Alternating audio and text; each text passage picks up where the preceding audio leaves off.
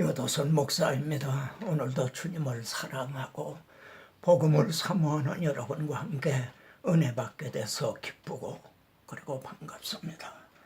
오늘은 하나님의 구원 계획 47번째 시간으로 본문은 출애굽기 26장부터 27장까지입니다. 이제 주제는 휘장과 본제단의 구속사적인 의미.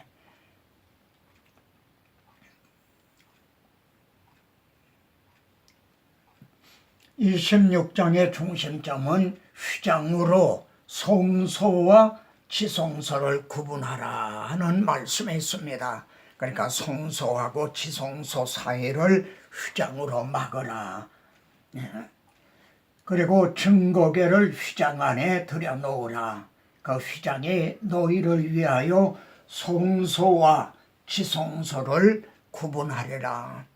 왜 이렇게 하나님의 임재를 상징하는 지성소를 이렇게 막아야만 했습니까? 이것이 휘장입니다. 휘장으로 이렇게 막게 돼 있는데, 오직 너희의 죄악이 너희와 너희 하나님 사이를 갈라놓았다. 죄로 말미암아 이렇게 막히게 된 거죠. 그리고 신약에서는 성령이 이로써 보이신 것은 성소에 들어가는 길이 아직 나타나지 아니한 것이라. 그러니까 구약 시대에는 하나님 앞에, 하나님 그 보좌 앞에 나아가는 길이 아직 나타나지 않았다. 그것을 성령께서 이걸 보이시는 거다. 그러니까 우리는 이 막힌 것이 누구의 무엇을 이로 말미암아 이게 열리게 되었는가?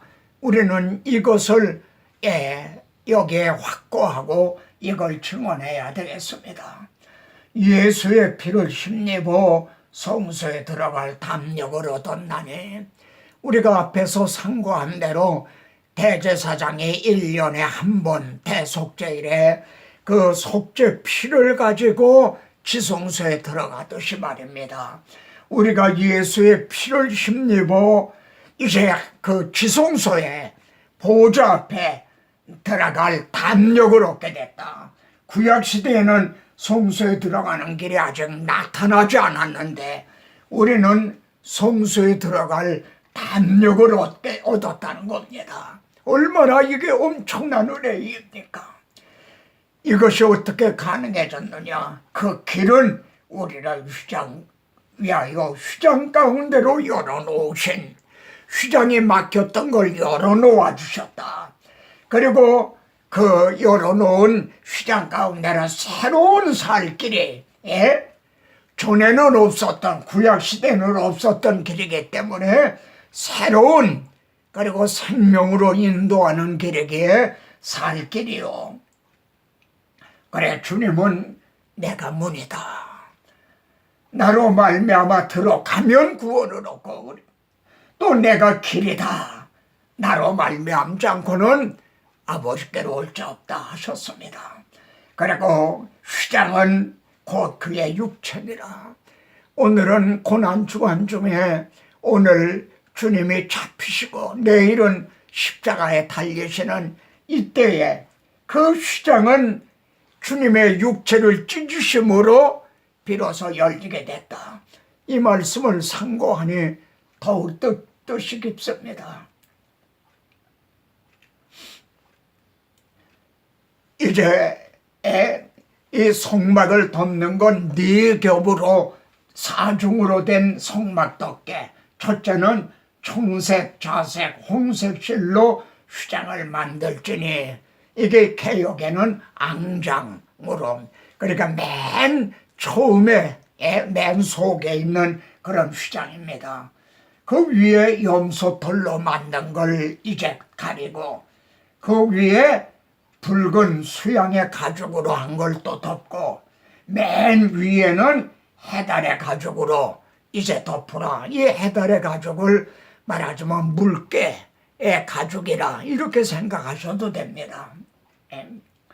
그러니까 이렇게 성막은 말입니다. 맨 속에는 이렇게 청색, 자색, 홍색 실로 짠 말이에요. 아름다운 곳으로 뒀고 그 위에가 염소털로 만든 거, 그 다음에 수양의 가죽, 그리고 맨 위에가 해달의 가죽으로 한 거로 눈 비를 막고 바람에 하는 이 해달의 가죽은 맨 위에 덮여 있습니다. 신약 성경은 이것들에 관하여는 이제 낱낱이 말할 수 없다. 우리가 성막의 식양에 대해서 그저 하나부터 10가지, 100가지 낱낱이 다 말할 수는 없습니다. 그러나 우리가 분명히 이제 드러난 거, 깨닫는 거는 바로 이를 통해서 우리 하나님의 독생자의 인성, 인간의 몸을 입고 오신 인성과 그 안에 내주하시는 신성을 우리가 깨닫게 된다는 겁니다. 메시아 예언으로 유명한 이사야 53장은 그는 주 앞에서 자라나기를 연한 순 같고 마른 땅에서 나온 뿌리 같아서 고운 모양도 없고 풍채도 없은즉, 그러니까 해달의 가죽과 같았었다는 거죠. 예? 우리가 보기에 흠모할 만한 아름다운 것이 없도다. 그렇지만은 주님의 이 신성은 어떠했습니까?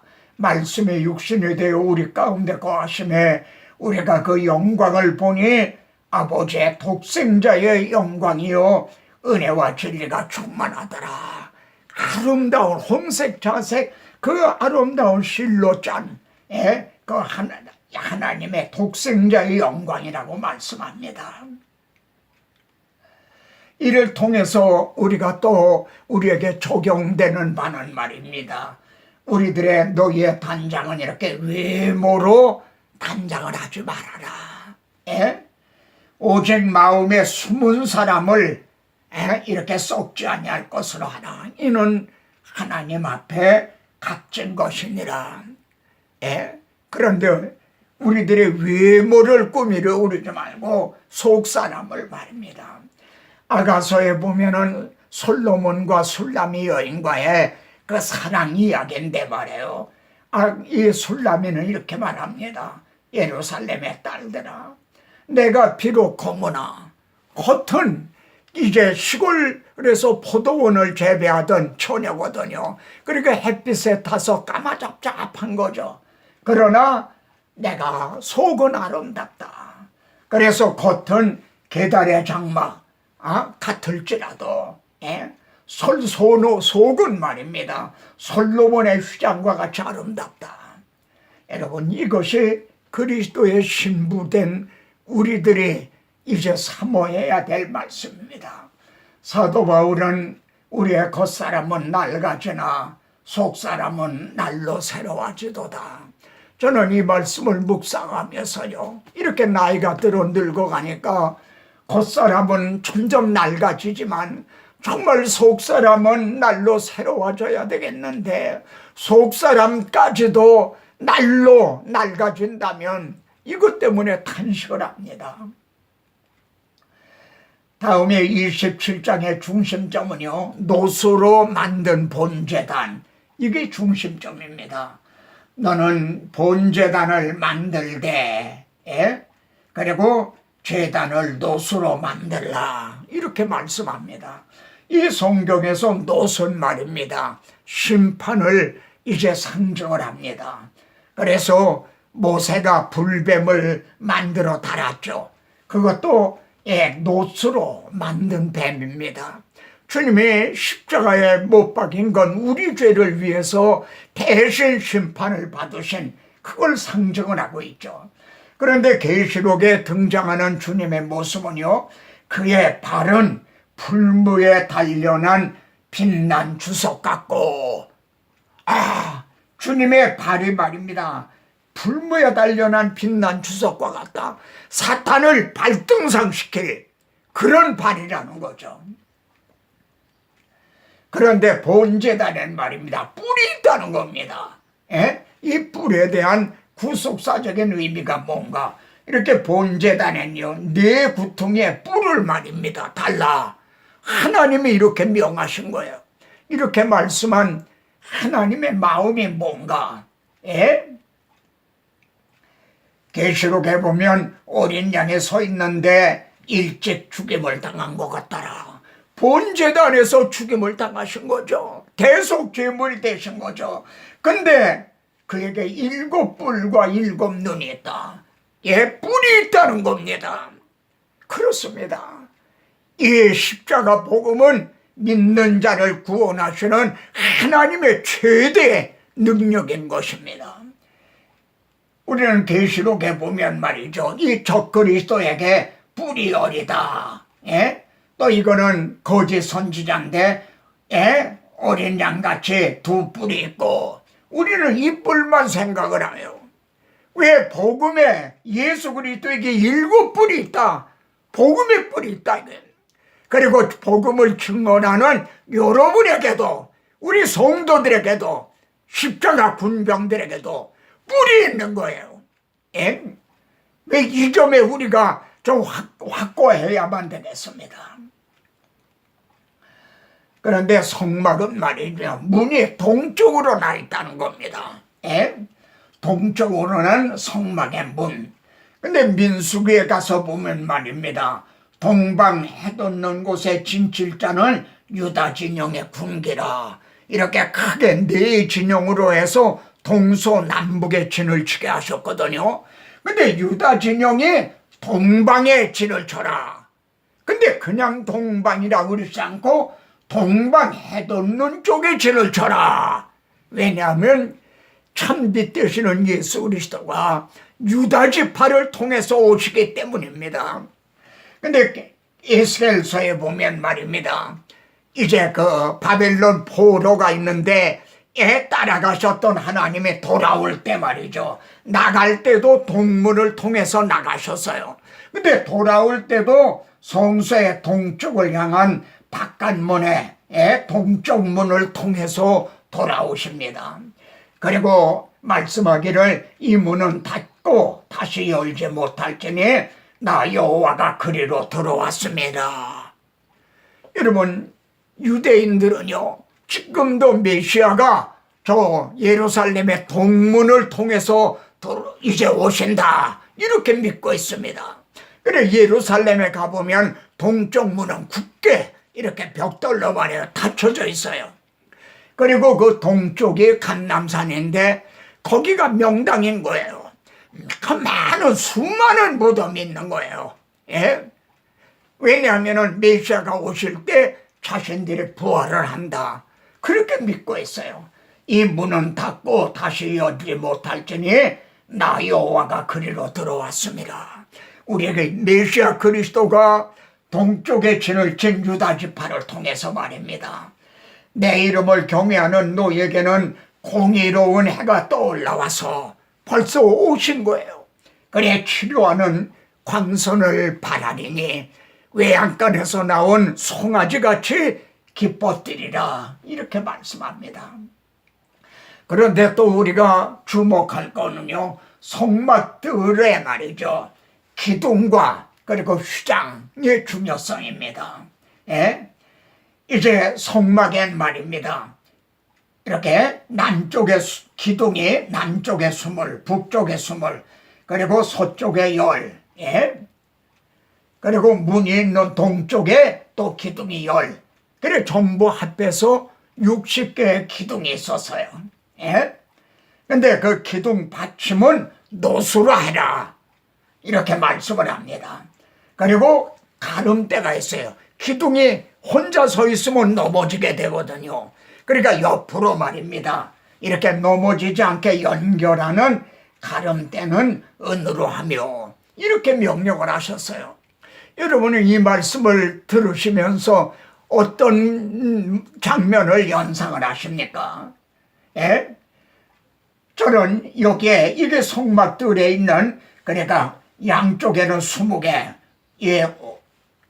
여기에는 10개씩, 이를 통해서 저는 뭘 생각을 하고 있느냐, 그 안에는 뭐가 있습니까? 이 휘장 안에는요, 번제단, 물두멍, 향단, 등대, 떡상, 속죄제, 다 이건 우리 주 예수 그리스도로 말미암아 이루어 주실 것에 대한 모형들입니다.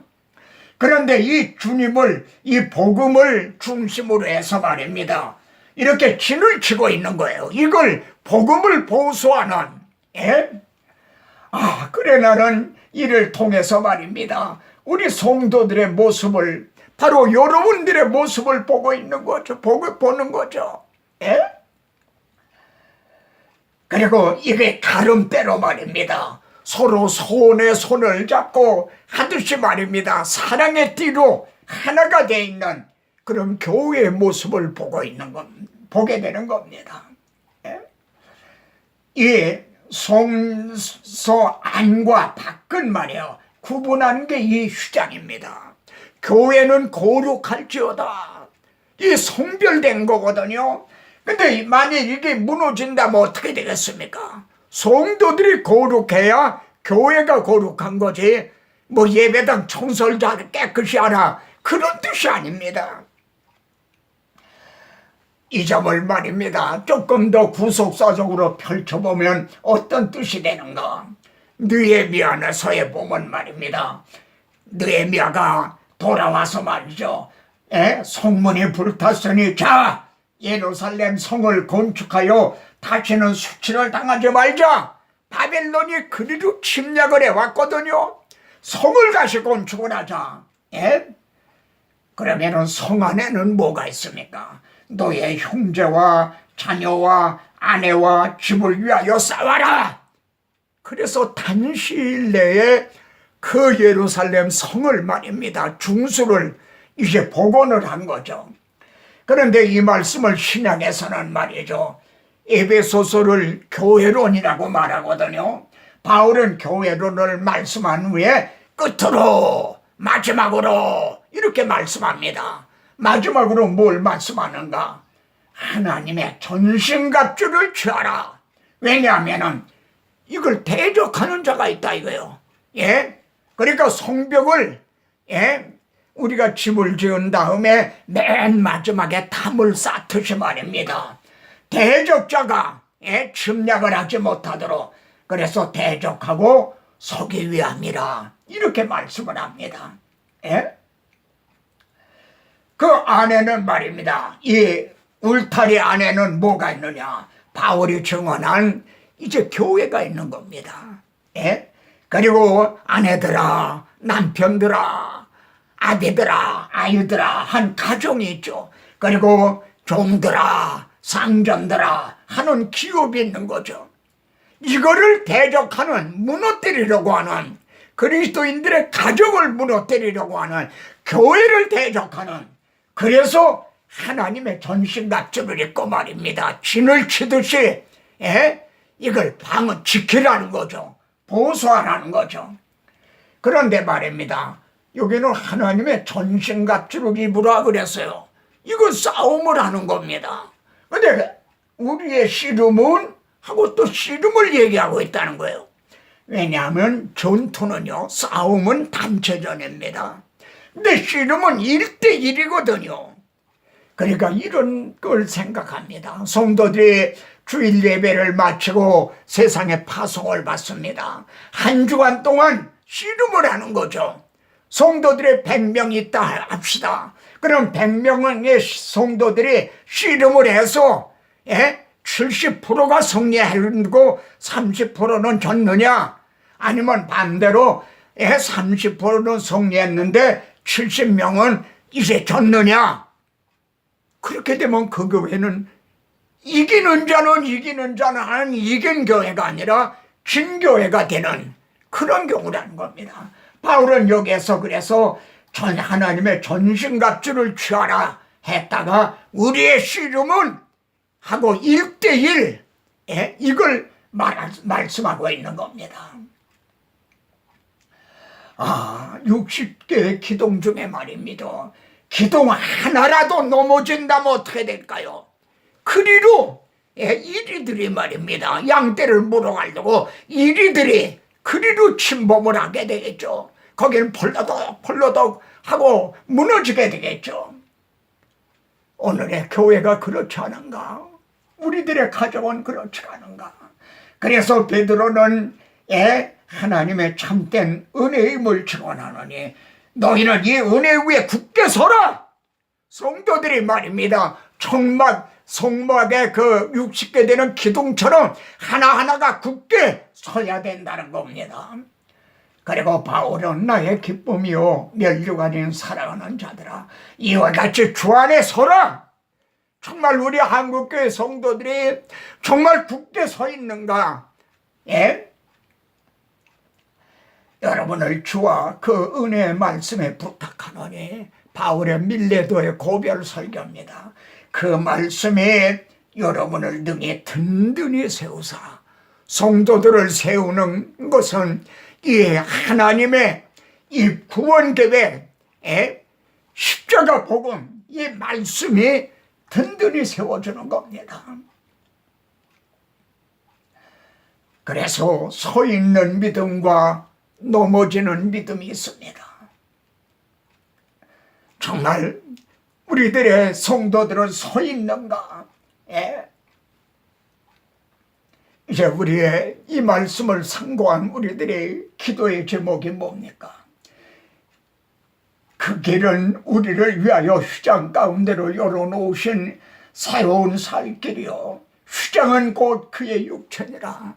고난주간을, 그리고 성금요일이라고 하는 이날을 앞둔 우리들이 주님의 그 휘장을, 육체를 찢으심으로 죄로 말미암아 막혔던 휘장을 열어주셨다는 이 말씀을 붙잡고 우리는 감사 기도를 드려야 되겠습니다. 그리고 내가 비록 거무나 아름다우니 계달의 장막 같을지라도 내 속사람은 솔로몬의 휘장과 같도다. 이 점을 또 사모해야 되겠습니다. 그리고 본제단에 뿔이 있다는 겁니다. 성령의 건, 곧 하나님의 말씀을 가져라. 우리 성도들에게도 뿔이 있다. 그리고 너는 이 은혜 위에 굳게 서라. 오늘 말씀이 여러분에게 이제 이걸 깨닫게 되시고 은혜가 되셨습니까? 아멘입니까? 저도 아멘입니다. 다음 시간에 또 뵙겠습니다.